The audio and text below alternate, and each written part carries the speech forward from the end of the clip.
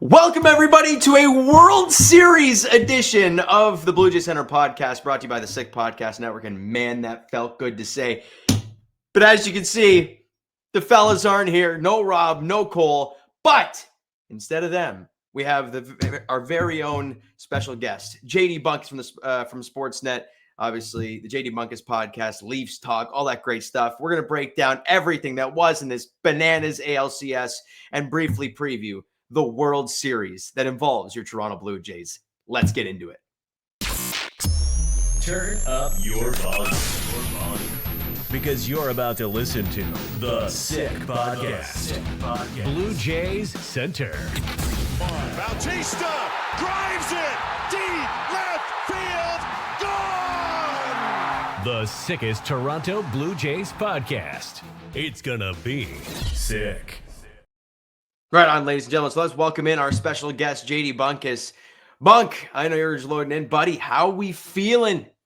Feeling pretty good, man. Look at you go with all the production of this. Like, you got a whole crack squad back there. Like, you got Sammy grinding. You got the big graphics that got pulled up, and you have co-hosts who bail on you for the biggest time of the, like, I guess those two are just used to the Jays going to the World Series, not big Jays guys. Like, what's the deal with that? I think Cole's in Monaco for work, and Rob's all right, Cole. Big shot. And Rob's in Windsor for school, so he's like, anything after 8:45 I can do. I'm like, brother, I'm in bed. But anyways, buddy, I mean, let's talk about what was obviously the craziest game I think in my lifetime ever witnessed. George Springer going deep, 3-run bomb. The Bautista, it's just carbon copy. 3-run shot, 7th inning. You can't write this stuff any better. And it's a where were you when moment, right? It's something you'll ask people years from now, where were you when this happened? And I know you were at the ballpark for that incredible moment. Take me through it. I mean, I can only imagine what that building was like before and after. I think, though, that no matter where you watched the game, you felt the exact same thing. Oh, yeah. Like, you felt the complete and utter euphoria of a moment that, again, I really do think, outside of the stuff that you mentioned with the Bautista parallels with it being the 7th inning, that it was the Blue Jays were trailing. They were down 3-1 in this game. When Bautista hit the bat flip, the game was tied. You felt like, okay, at least the game is tied. That's all you really wanted in that spot. And even when Jimenez drops down that bunt, I'll admit that I didn't really love it, because that was a guy who had swung a hot stick throughout this series and had a couple moments himself. And I didn't like the idea of playing for the tie. I wanted the lead. I felt as though it was spooky, the idea that he was going to hit into a double play, but the anxiety, the moment of giving up an out to the Mariners was intense. I thought that Munoz was 100% coming into that ball game. In fact, the person that I was there with, I looked over and I said, this guy is the best closer, like the best relief pitcher in this series. And then all of a sudden it was Bizardo, and I went, well, he's still pretty good too, but kind of a surprising decision. But what you felt was not just elation because your baseball team won. It was a validation of everything that you believed in through the entirety of this season, that it was special, that it was different. And with all due respect to 2015 and 2016, which are some of the greatest sporting memories of my life. Like, I don't want to sound like I am denigrating them at all. They were genuinely some of the most formative teams in my entire lifetime, hit me at a perfect time, all of that stuff. They didn't make it past the CS. They didn't make it to World Series games. This is where they fell short. That is where the magic ended. And the thing with this Blue Jays team was they were so, and they are so, incredibly well-liked. Everybody in the country seems to be behind them. They've got just a cast of characters that has something for just about everybody. Mm-hmm. And their signature thing was bottom of the lineup, always seeming to have a moment, and then stars pulling through in clutch times, but also comebacks. This is a team that led Major League Baseball in comebacks this season. And I don't care what anybody says. Like, I was as confident in this group as I think just about anybody. Like, I think I came on with you guys on an Instagram live at the very beginning of the season and talked about how it was like, I don't know, man, there's just something here. Like, there's just a little bit of something positive going on. But when you're trailing in the 7th inning of a game 7 and you're a Toronto sports fan, you're thinking to yourself, this is going the way that I'm used to it, which is my team is going to lose. And yet something was probably there for a lot of people that I felt, which is as down on it as I was, which I was, as nervous as I was, which I was, there was a little part of me going, I just kind of feel like they're not out of it in the way that other teams are. And so when Springer hit that home run and that building shook and fans and strangers are starting to jump up into each other's arms and the emotion is pouring out of people to the point where you can see the crowd visibly shaking and people just belting out singing songs because they are just so joyous. It was a validation of this market. It was a validation of this team. It was a validation of the time and the money that people have put into the Toronto Blue Jays. So it was pure euphoria. It was pure bliss. It immediately turned into nerves because they had to protect that lead. But to take the lead, to not have to sweat out the tie and go next score wins, that you were the next score that could win. Yeah, it's one of the greatest feelings I've ever had in my entire life. And maybe that makes me sad, but it's true.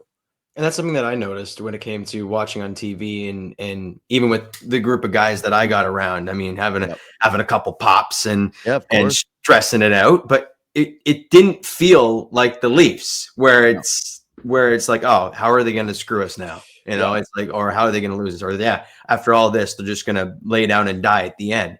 It just never felt that way. And then they get a couple guys on and you could just feel something brewing. Now for us, we just switched seats around. We didn't do it the entire game. We're like, all right, we got to switch the voodoo around. Let's go. Everyone switch their seats. And it worked. And we're like, oh my God, it's crazy. And that's just, like you mentioned, it's just creating those memories is what brings us closer to sports. So sometimes where I ask myself, you know, why do I care so much? Especially with all the losing that we endure in this city. And then I have a moment like that where I feel like that. And I'm like, that's why. Yeah. Because it means so much. Good a feeling as you're going to have and something that you will genuinely remember till your dying days. Oh, without a doubt in my mind. Without a doubt. Now, I mean, we can go to Vladdy next because all the conversation, we had it on this podcast before the playoffs. We talked about, you know, we don't care what you did in the 162. We really don't. You go out there and you hit, I think we said like a couple home runs in the DS and it flips the script and we forget about what happened in those 162 and what happened in that final month of the season. Well, he's proceeded to and match the expectations I mean, that's an understatement of the century. Six homers and OPS, was it 1,500 or something stupid like that? After going over in the first 2 games, wins ALCS MVP. I mean, what else is there to say? And he's crying on TV after we win. Come on. Yeah, which was great. Honestly, the crying on TV mattered because people here are used to having lately athletes keep them at a bit of an arm's length. That has just been the case for a while. Even like, listen, the 2015, 2016 teams, everybody felt connected to Jose Bautista. I would think in particular, he's probably the closest thing that we had to Vlad Jr. in terms of the guy people were connected to in the city. But, you know, Bautista is like a bit of a surly guy, right? He's not Mr. Emotional. He's not, I wouldn't describe him as a sweetheart. Vladdy, you would describe as a sweetheart. We've seen him since he was a kid. It's a very different relationship. He's been a Toronto Blue Jay literally since he was a minor, not legal to drink alcohol, could not vote. Vlad Jr. has been a Blue Jay since he was 16 years old. So it's a different feeling, and to see him kind of give that love back in the moment and to have a lifetime for him, which is living in the shadow of his father, being known as Vlad Sr.'s son, like, you know, junior, he's junior, to have a moment where he's the man and to be in a market where he's the Vlad.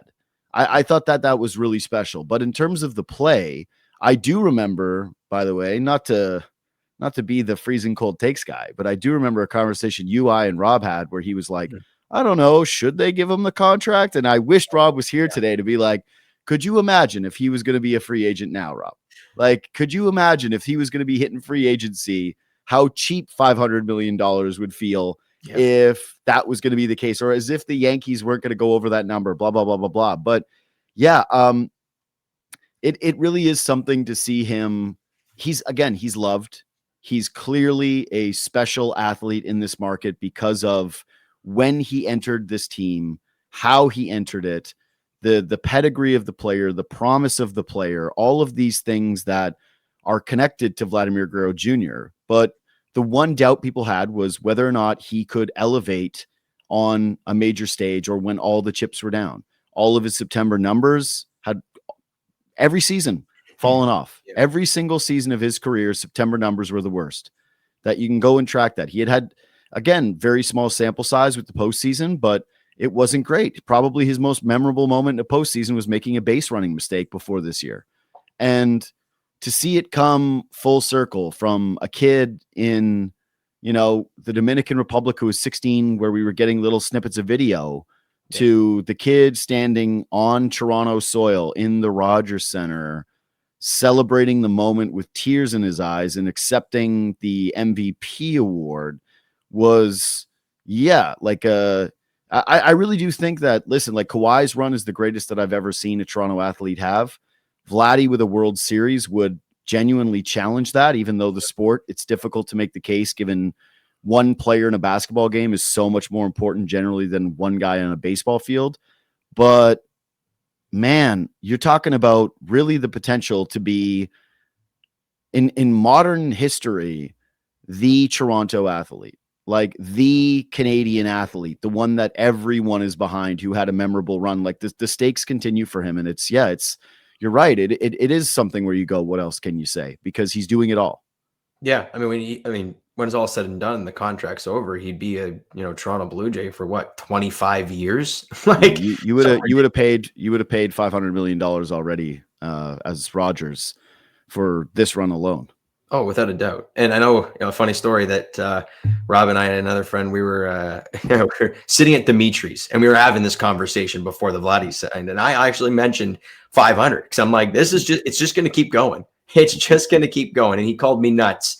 And felt pretty good after that. Hey, you don't get extra money for these playoff games. So it's like Vladdy's playing for free right now. Think about it that way. These are all free. It's all gravy. It's all gravy. Now, I know you can't be on here too long, but I gotta go with kind of the way John Schneider managed the Game 7. Obviously, we all know the roller coaster ride. The Jays fans love to beat up coaches, managers, whatever. That's sports fans in general. I think it's the easiest target to go after. The Brendan Little one I'm not going to talk about because I think we all agree on the same thing. But the way he managed that last game, not screwing around with Bieber and letting him go too far. Obviously, third time through, you weren't going to see him let him face Julio a third time anyways. Going to Louis Varland, right, and going to Louis Varland again. I think he's only not pitched in one game to this point. Yeah, probably. Dominguez had like a 7-pitch inning or something, but they didn't put him back out there for another one. And then they go to Gosman and they go to Bassett. I mean, electric stuff. And then obviously Hoffman, who, this is why baseball is so beautiful, right? Yep. We all want him kicked to the curb throughout the second half of the season. And we're like, this guy can't even pitch now. He's just batting practice, hitting homers, velo's down. It's awful. And he proceeds to strike out, 7 in the last 3 innings he pitches to close out a series for you and punch your ticket to the World Series. I mean, it's remarkable stuff what he has done specifically. But for John Schneider, I thought it was a masterclass there late in Game 7. Yeah, he needed it because, we now get to ignore the Little decision, but that could have been something that was an all-time Toronto/Canada. You can't even bring it up thing. Like it could have so easily been, you just said the name Brendan Little and it could have made somebody spiral. Because that really was a cataclysmic choke and a obvious brain fart on his part. His explanation was poor afterwards, but he learned his lesson from it. Thank God they still had time to learn a lesson from it. And he went to his closer. He decided that the different looks were going to be some of the starting pitchers out of the bullpen. Chris Bassett, who performed well in Game 1, or no, it was Game 2 of this series. Game 2 of the series when Bassett came out of the bullpen, looked good, was the first pitcher to get a clean inning in that game. And it showed you a little something and something that he believed in. He trusted a veteran to go out there and execute his pitches, which Bassett absolutely did, right? So I think Schneider deserves credit for that because, frankly, if it would have been I made this position public. If the Jays had lost the series, I thought that Schneider's decision in Game 5 was a fireable offense. No doubt. And it was a Dwayne Casey, you win Coach of the Year, but you can also get fired moment. And instead, he remained stoic. He remained calm. He reminded everybody that the Blue Jays have won 2 straight many, many times. His team went out and ended up winning for him. But yes, he was flawless in his execution. And yeah, I thought that the Bieber choice became pretty obvious with Rodriguez because, again, Rodriguez in the series had 2 home runs and a double off of him. So to let him face him again with base runners would have, exactly. You just you cannot do it. But if you just go through it and try to nitpick throughout the series, you would say, all right, maybe we took Gausman out too early in Game 1 and he made the little mistake, but the rest of it, if I'm not mistaken, didn't he go to Little after the Gausman move too? In Game 1? Yes, he did. And that's why it's crazy that ended up being the same guy twice in his 2 worst decisions. Mm-hmm. But ultimately, John Schneider is now going to win Manager of the Year. He went to a World Series. And I would say that he has now built up equity to the point where, he's got this job for, in my opinion, at least the next couple of seasons. Yeah, most definitely. Now, let's turn the page because as Vladdy said, as much as he's happy, 4 more wins. And to do so, you got to go through. No, it ain't. I mean, that's what we heard back in 2019 at the end of every single run. It was like, hey, job not done. Keep going. Right. And they got the chip.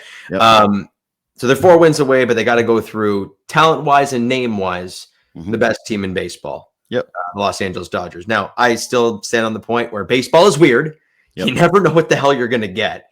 But how do you think they fare? Because it's bold. I know you haven't done any Dodger stuff yet on your show, but I want to get your thoughts here. Well, on my show, I've just been trying to kind of soak up the moment a little bit more. And over the next couple of days, I'll dig further into the actual preview itself. What I would say is that it's impossible not to have a quiet confidence about this Blue Jays team. Okay. Like it just isn't.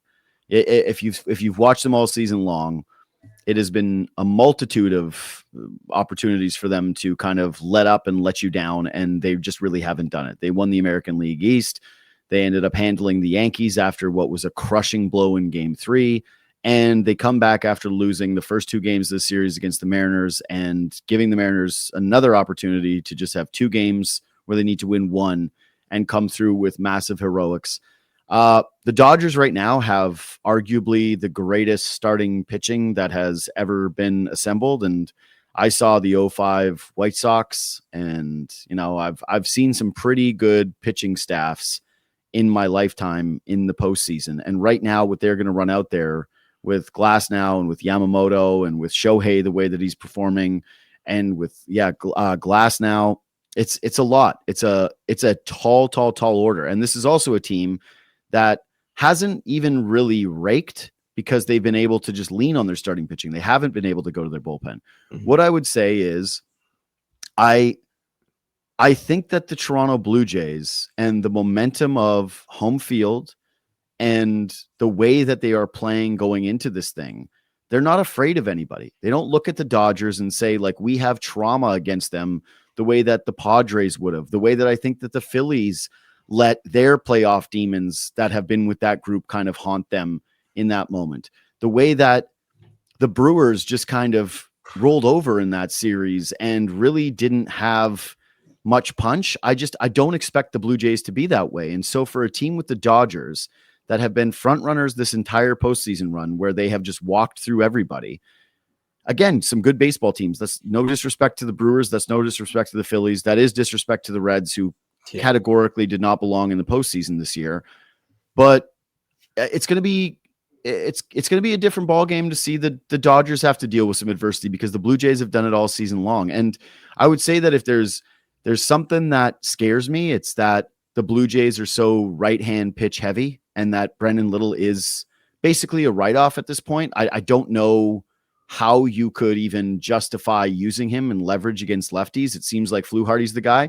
I hope that they decide to use Eric Lauer more, because every situation he's been in, he's pitched great. And for some reason, John Schneider is extremely reluctant to use him despite these incredible results time after time. But the Dodgers mash righties, and they've got some pretty spooky dudes that hit from the left side in that lineup. And the way that they can throw that at you is definitely intimidating for this staff. What I do like about the Jays is that even though they are right-handed, they have two big, tall units that are pitching right now as good as anybody can in Kevin Gossman and Trey Savage. And the splitters are what lefties struggle with guys from the right side. So if you have a pathway to victory in this series, what I'll say is you can't do what you did against the Mariners. You can't go down 0-2 at home. That's just not a formula that's going to work against this team. You're going to at least need to win one game. But if you realistically really want to feel good about your chances of winning the World Series, you want to punch them in the mouth and grab the first two at home. And so basically we're going to be playing the results off these first two games. They're going to have more weight in a 7-game series than they normally would. But yeah, the Dodgers are scary. But if you can get to some of that starting pitching, their bullpen is weak. Their bullpen is I think, worse than the Toronto Blue Jays. And the Blue Jays bullpen has been a roller coaster this season. So a terrifying team, tons of all-stars. It's going to be incredibly emotional with Shohei Ohtani. And I'm very curious to see how the Rogers Center treats him during the series. Because I was at a game where, the first game when he arrived in Toronto, when he got booed and then hit a home run, I think before I could really sit down in my seat. So yeah, terrifying team. But yeah, every once in a while, man, the Blue Jays are talented. They're going to get Bo Bichette back. They're finding guys that are hitting all over the lineup. The pitching has been stellar. They're not some bad news Bears team that just lucked their way into a World Series. They won the American League East. They have home field for an advantage for a reason. I have a lot of confidence in them. I just do. I normally you would say the Dodgers are going to beat the brakes off of anybody, and that's just not how I feel going into this thing. I'm remarkably confident in a team that is clearly not as talented on paper as the LA Dodgers. Yeah, I mean, you call them the procrastination boys for a reason. Yeah, the procrastination Blue Jays. I mean, that's just what they do. Every time you think they're dead, they're cooked, they're dusted. They're like, yeah, now I'm going to punch you in the face, and we're going to come back at you. Yeah, and I mean, knocking off the Yankees, knocking off the Mariners without the AL. I don't care what Bobby Witt Jr. did late in the season. The AL leader in hits is remarkable. And you mentioned, getting him back. Where do you think he fits? I mean, as in he'll probably be a DH. No, he has to be a DH. I think that it's fairly complicated though, and you're really hoping that Springer's knee can recover to the point where he can play passable outfield in this series. It's not a straightforward answer, man, because you've been watching the Jays make defensive substitutions when they have leads with Miles Straw. They like being able to pinch run with him. They like to be able to put him in the outfield. And one of the identity pieces of the Blue Jays this season has been not only their defense, but their outfield defense in particular. When they have it where it's Nathan Lucas, Miles Straw, and Dalton Varsho, it feels like you've got 3 center fielders out there. Yeah. And it feels like a real advantage. George Springer is not those guys at this point defensively. And I just don't know how much gas he has in the tank to be standing and running around in the outfield this entire time. And again, he just had the franchise's biggest home run since Joe Carter. I don't want to play Bo Bichette at shortstop. No. Andres Jimenez has been spectacular at that spot. And look at the amount of double plays they turned in that Mariners series that were just monumental, right? Oh, yeah. That middle of the infield has played great defense. They have been clutch. And so I want Bo Bichette's bat back. I want to see him in the lineup. I think that against that kind of elite pitching, you need to have those special bats like the Springers and like the Vladdies that are in there to counteract it. But I'm kind of with where it seems like you are as well, which is you want his bat, but you're nervous about what the other implications are. And that piece of the puzzle seems to be eluding me a little bit right now. So yeah, I don't have, it's funny. Like my whole job is to have opinions and to be dead set in what I believe in. And as of right now, it's like, sure, I guess I'd like to see Springer out in right field and Bo Bichette DH, but I can't see a scenario where they're taking George Springer out of baseball games to go defense first. So yeah, it's complicated, bro. It's very complicated. It's not as straightforward as you would expect it to be when you're talking about the guy that would have led the American League in hits this season, trying to get back into your lineup. Definitely. I mean, that's obviously you see on social media and stuff. It's like, oh, it's just, take out Joey Loperfido or remove IKF. I do think that part of it is easy. I do think that part of like take out Joey Loperfido on your playoff roster and replace him with Bo Bichette. Simplest thing of all time, because even if Bo gets hurt in the series, like God forbid, you're not worried about him missing the next series. There is no next series. You're in the World Series.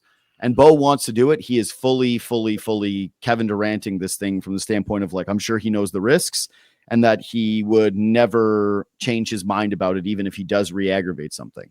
But yeah, the Blue Jays, I think, are going to have some tough decisions to make. But I do think that the first option, if Springer can move around, if the knee is not too damaged, if he is able to recover between what was a Monday night game and a Friday night start, that's the way I'm doing it. I don't want to see Bo Bichette play shortstop, and I'm not even sure he can. So it might even be a non-issue. Right. I mean, we've seen him run the bases. Have we seen him field? Like, I don't know if we've seen him field or throw. So that might be your answer right there. Yeah. Two quick ones before I let you go. Sure. Who starts game one? I think that the popular answer is becoming Savage because of, again, the splits against right-handed pitching. Mm-hmm. And the fact that Gausman threw that inning, and people look at Logan Gilbert and way that the velo was down and the stuff didn't look the same, and they're going, well, look at that. I think it's different. I think that Gausman throwing one inning versus Logan Gilbert throwing what I think was 3, maybe only 2, but he threw over 30 pitches and they were tough, high stress outs. That was supposed to be Gausman's throw day. He threw 1 inning and now he ends up getting 4 days off. It's like fake short rest. It would have been longer rest. Gausman's been a stud. He's been their best starting pitcher in the postseason. I think that if they went with Savage, I wouldn't be heartbroken about it, but I do think it would be a bit of an overthink. I think that you just line it up the same way, Gausman and then Savage. No, does that give you kind of like a Manoah vibe where you're thinking too much about it? You go with the rookie over the. I do. I just think it's just hand the ball to Kevin Gausman and trust that and then he's going to be on normal rest on his second start. Again, I think people are reading a little bit too much into what was ultimately 1 inning of work on a throw day in terms of throwing him off, and that if Logan Gilbert was better or didn't have to come out of that Detroit situation, that people wouldn't be talking about it. No doubt. You going down to the ballpark for game 1? I don't know about game 1 yet. I definitely are going to be there for game 2, but I'm hoping to be there for all of them. But yeah, that's in the works right now. Like, listen, buddy, the tickets are pricey and the access, you know me, I don't want to sit in the media box and not cheer with the fellow media dorks. Not interested. I want to be having a nice cold bud and cheering on the Toronto Blue Jays like a fan. That's what I am. That's what I always want to be. Let's be honest, have a couple buds. All right. There's no one single bud going down. Yeah, but it isn't as many as you think. Not for these games. I got to keep my wits about me. That's true. You got to stay locked in, I guess. All right, Bug. I appreciate you coming on as always, pal. Buddy. Absolute blast. The Blue Jays are World Series bound. Oh, it's so good to say. Yes, it's so great to say. And it's beautiful. We're near Halloween and we're watching Blue Jay baseball. It's a beautiful thing. Thanks, bud, for coming on. Yeah, buddy. Thanks for having me. All right. And there it is. JD Bunkis previewing Jays Dodgers and recapping what was so beautiful. Oh, so beautiful. ALCS between the Jays and Mariners. George Springer with his monumental moment. Second best moment in Jays history. Soak it all in. Still got a couple days to watch those videos over and over and over again because that's what I'll be doing. But you know what? You know what else we'll be doing? On Friday, TV on, Jays, Dodgers, Game 1. Let's go Blue Jays. And that's a wrap. Hope you don't miss us too much until next time. Follow the Sick Podcast Blue Jays Center on YouTube, Google Play, and Apple Podcasts.